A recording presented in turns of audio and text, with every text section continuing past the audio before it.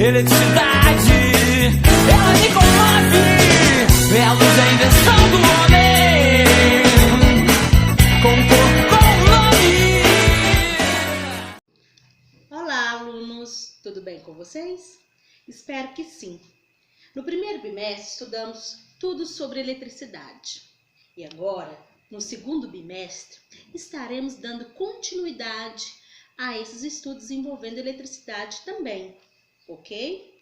Só que agora nós vamos trabalhar mais alguns cálculos matemáticos, alguns cálculos envolvendo eletricidade.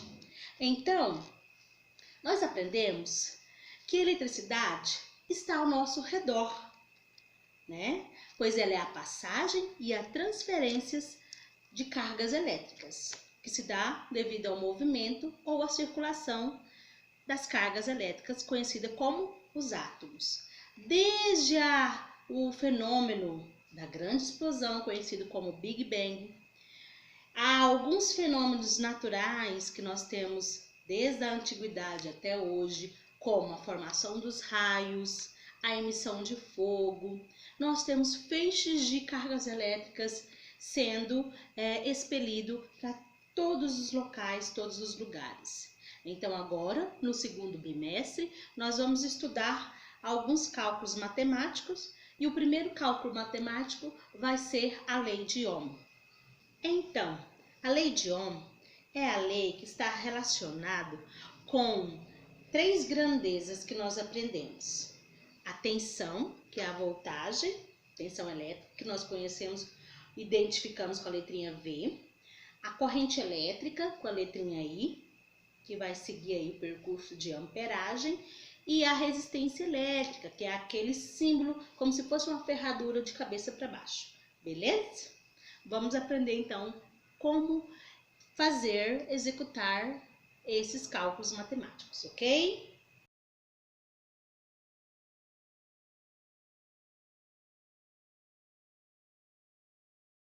Georg Simon Ohm nasceu em 1787.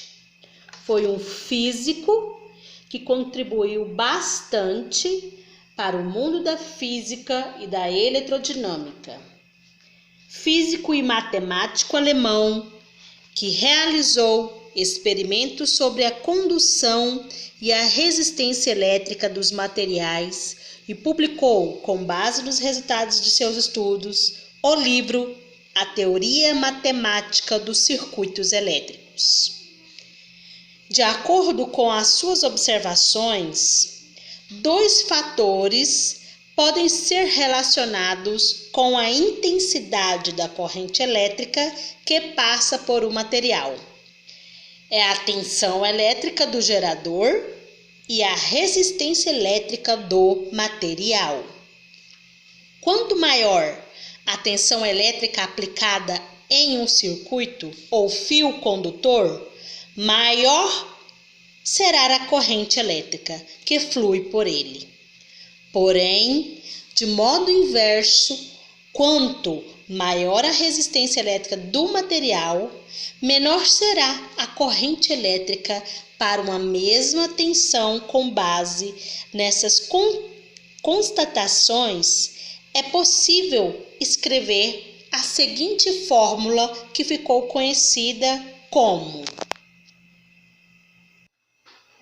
a primeira lei de Ohm, em que a letra I é a intensidade da corrente elétrica em amperes, a letra U é a tensão em voltagem e a letra R é a resistência elétrica em Ohm.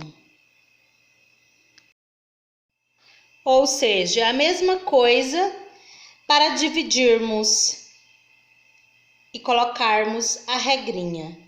I é igual a U dividido por R, beleza?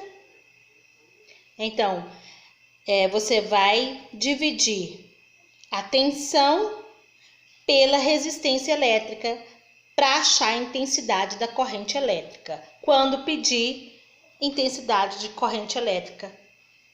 Vou dar um exemplo para vocês.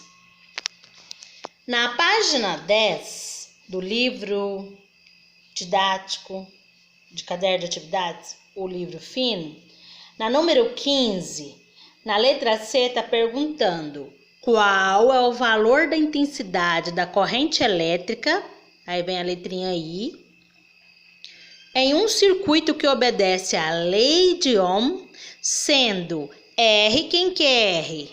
R é a resistência, né, de 20 ohms, e U, que é a tensão, de 220 volts. Então, você vai jogar a regrinha. Tensão 220 e resistência 20 ohms. É só preencher a regrinha. Quem que é a voltagem? É a tensão. Então, nós vamos colocar 220.